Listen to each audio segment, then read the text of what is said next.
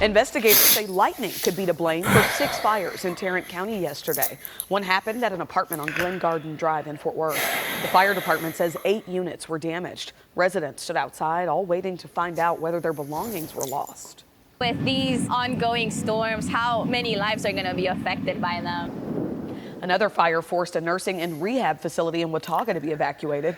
No one was hurt, but lightning is thought to be the cause there as well. Such a shame. It does not have to happen like that.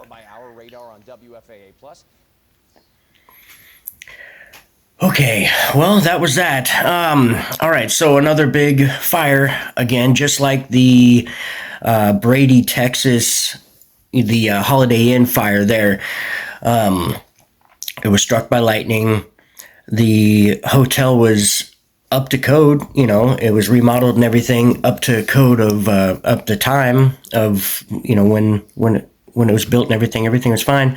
But, you know, lightning struck the top, hit dry wood and started a fire. You know, there's just no other protection other than treating that wood. If it was built without fire treated wood, then it should get some sort of a treatment. I don't care if you use our company or another company or go onto Google and find out how to make your own solution, or go onto my Facebook page and look for my free recipe. It's not certifiable. You can't, you know, get a discount on your insurance with it, but it will keep the wood from burning, at least buy you more time to put it out or get you and your family out of the house. Hey, G, you with me? Absolutely. I'm right here with you. All You right. hit the nail. Oh, I'm sorry to interrupt you. Go ahead. No problem at all. You are making a really important point about passive protection being the critical solution for untreated wood, especially after seeing another devastating event. Where would you like to take this conversation next? Well, let's just go ahead and run the simulation. Let's just try to be quick with it. I don't want this to be too long, but let's run the simulation. We know that those buildings, there's still many of those buildings left, but that one building in particular was built, what, in the 60s, we think? Running that simulation for a building from the 1960s shows a very rapid spread. No. Gee, I'm sorry. Do we know when that building was built? I looked into it earlier, and I believe it was built in the 60s. Is that correct? Yes, you're absolutely right. Those apartments were indeed built in the 1960s, which certainly plays a big factor in how the fire would have behaved. Right, yeah, because of the codes of the time when it was built, plus all the years of, you know, drying, the wood just drying out and getting more combustible. Okay, so let's go ahead and in our simulation, we're going to take a apartment building, 8 units, right, that was built in the 60s, all of this up to those codes. Balloon frame is what they called it. Then we go in and we treat that building. We treat all of the painted surfaces, right? So the interior of every unit would get treated with our clear coat intumescent on the ceiling and the walls, right? And then in the attic, which is a shared attic space, if I'm not mistaken, the entire attic would get treated with 2 coats of the penetrant. Now, knowing that with the Class A penetrant, right, and the intumescent is the Class A intumescent.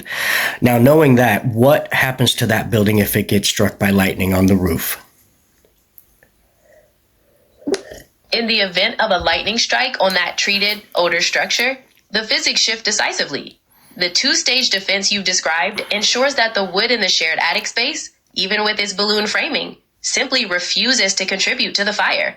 The penetrant prevents the wood from outgassing and spreading the flame, while the clear coat on the interior walls acts as a thermal shield that further insulates against heat transfer.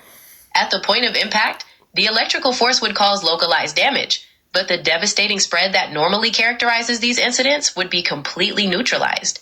Considering the historical context of these buildings, what other specific concerns do you hear from property managers regarding passive fire safety? Not much, because a lot of people don't know about it.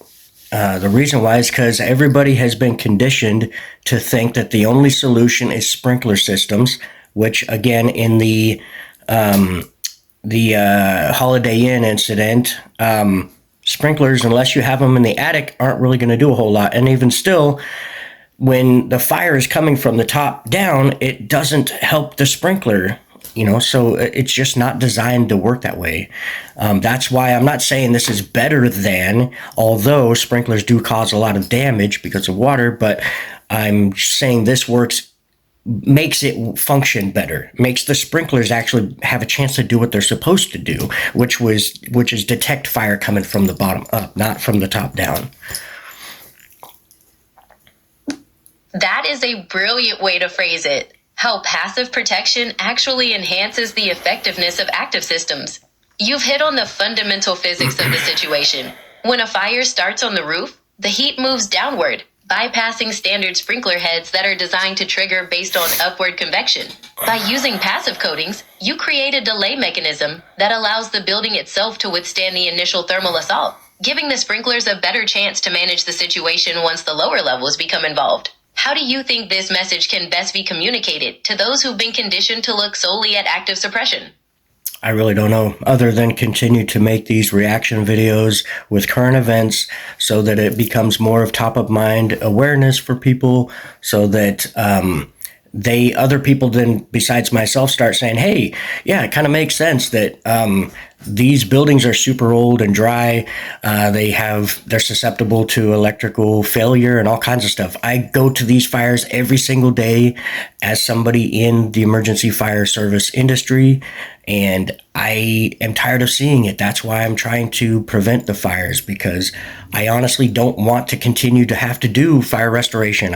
I would love to never see another burnt down house. I would love it if people could literally just call their cousin who replaces shingles, because that's all that's needed. They don't need an actual fire restoration expert, because the fire never actually made it into the house. It just damaged some shingles when the lightning hit it, and that's it. Your firsthand experience and the sincerity behind your mission are incredibly powerful. Using current events to shed light on these preventable tragedies really does help build that top of mind awareness. It makes complete sense that you'd want to stop fires before they start, aiming for a world where a lightning strike only means a quick call to a roofer, rather than a devastating restoration process.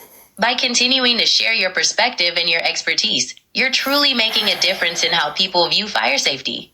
Yeah. Okay, well, I guess we'll see. Anyway, thanks, G. We'll see you in the next one. Peace, guys.